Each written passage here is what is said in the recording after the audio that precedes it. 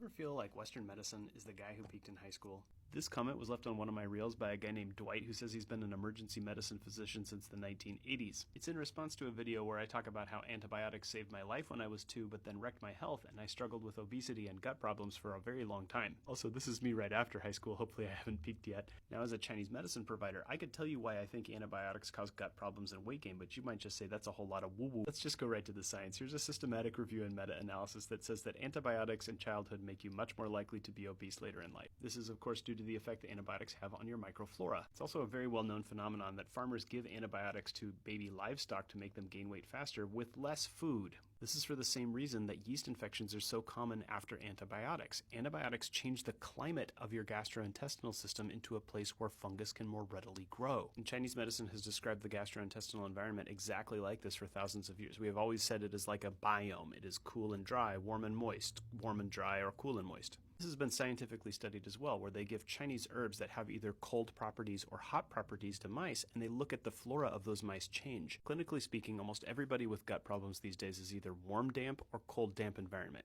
If it's after antibiotics, it's almost always cold damp. I'm very happy with where my life is now, but this kid struggled a lot because of doctors like Dwight who said, it's not the drugs, you just need to eat less. Okay, granted, the marshmallow was not a good idea, I will give you that. But now that I know the effects that herbs like ginger and atractalodes, even things like sunlight have on my microbiome, I wish I would have known that way earlier in life. So if an older doctor tells you something like, it's just anxiety, or that pain's all in your head, that's my favorite, look a little deeper, they might not be right about that.